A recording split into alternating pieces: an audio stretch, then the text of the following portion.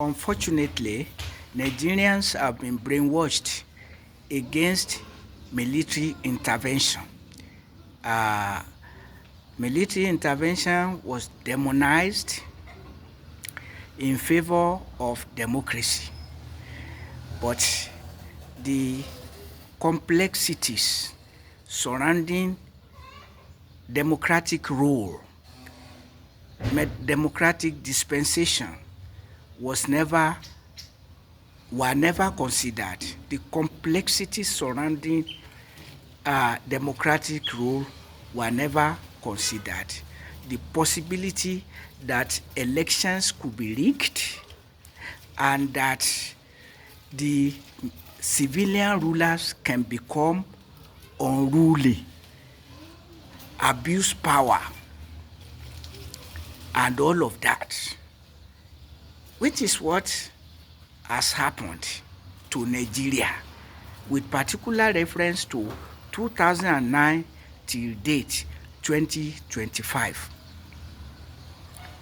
Considering that since 2009 till date 2025, Nigeria has been at war against herself,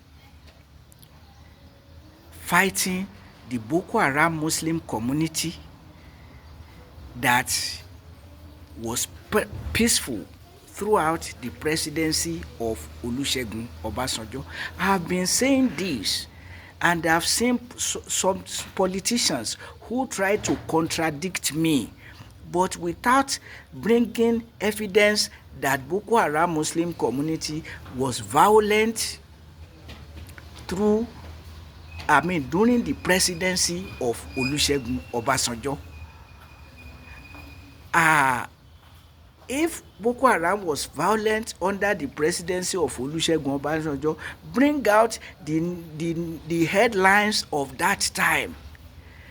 Nigeria news gatherers, Nigeria's mass media, bring it out.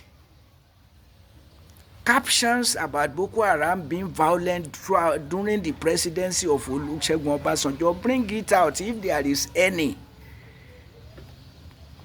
And notwithstanding, somebody who is going to become, who was vice president to Olusegun Obasanjo, said he told Obasanjo to fight to eradicate the Boko Haram Muslim community, and he lied that Boko Haram, Obasanjo eradicated Boko Haram.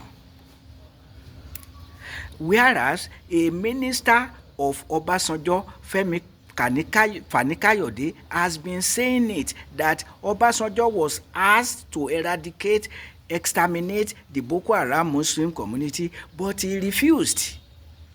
A seasoned military general who knew and knows the meaning of war. So, the elderly military general retired,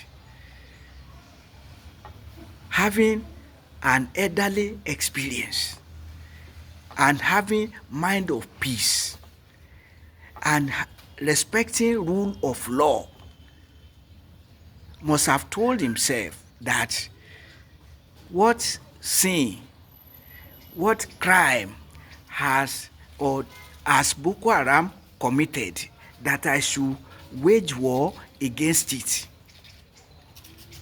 It has a community that is legal within the law of Nigeria that guarantees freedom of religion and freedom of association. So on what basis should I attack Boko Haram? And he didn't. And that was what, but Femi Fani-Kayode himself was saying it, convinced that Obasanjo made the mistake of not attacking the community. That was what he was saying, that Obasanjo turned deaf ear to those telling him to send the military generals against the community. He didn't tell us who was concerned, but blaming Obasanjo for not doing what he was told to do.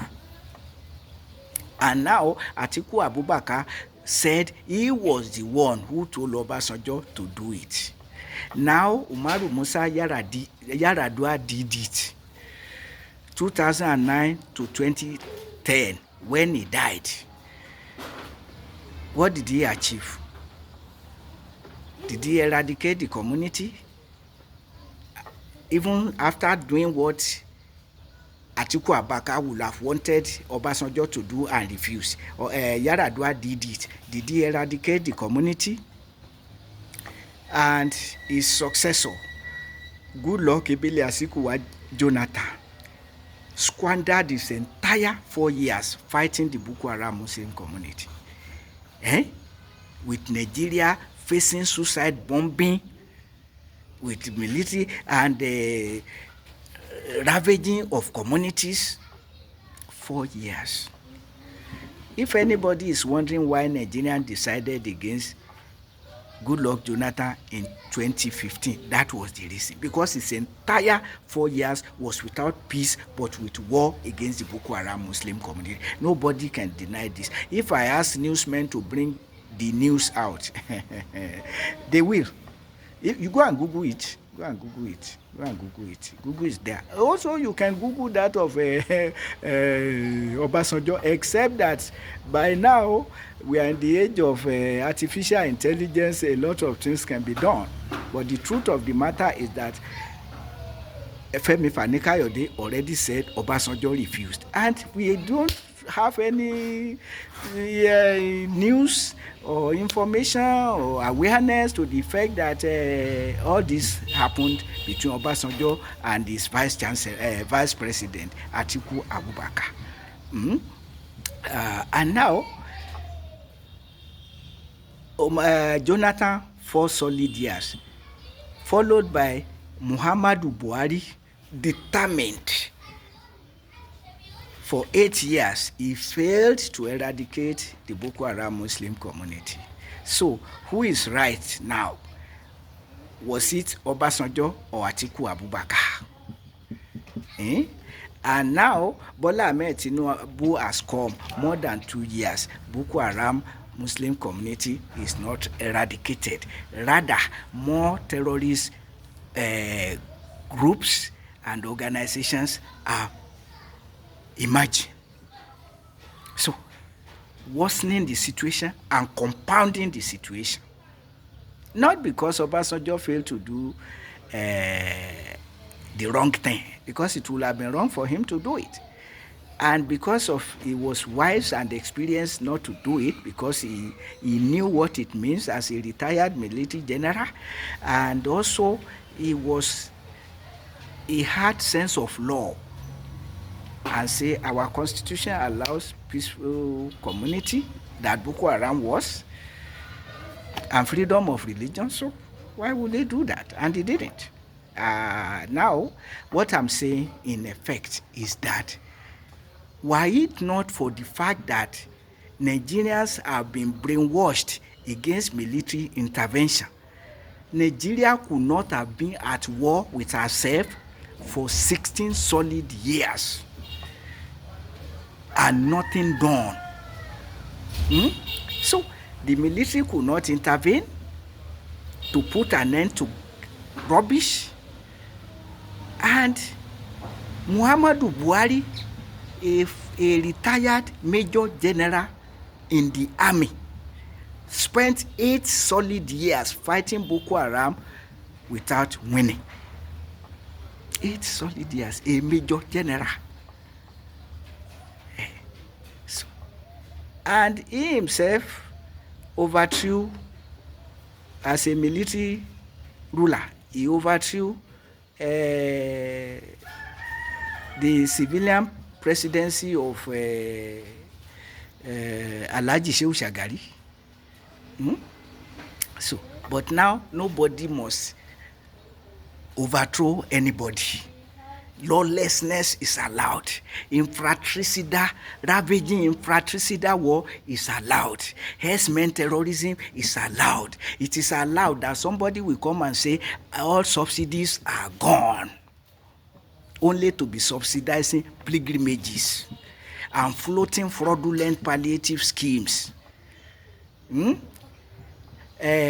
Obafemi Awolowo of blessed memory, he described military intervention as a corrective regime. That when you have abuse of power that is destabilizing the polity, the military could come in briefly to restore order. Where is all of that now? And now, what is happening in Burkina Faso with Ibrahim Traore is a justification of what Chief Obafemi Awolowo said about military intervention, a corrective regime. While our old men continue to go to Paris and London for medical vacation, even if when they call it a working visit, you can see Ibrahim Traore is bent on liberating his country from colonial bondage, while Muhammadu Buhari and Bola Ahmed Tinubu, more than anybody, is sinking Nigeria in colonial bondage, internal unrest, external enslavement. And some people think that should continue in 2027. So if you continue to do the same thing, to sustain the same war, the same exploitation, that means that you are not really looking for change.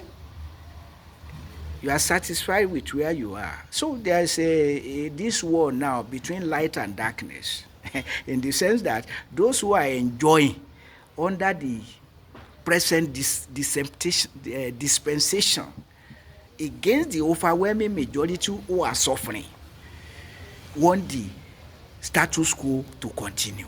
It is all for the overwhelming majority to rise and say enough is enough.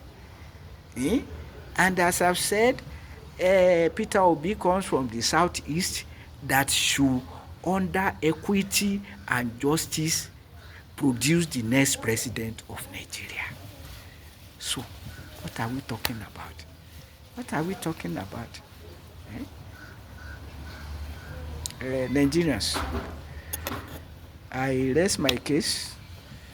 My own is saying, your own is to take it or leave it. God the same yesterday, today, and forever.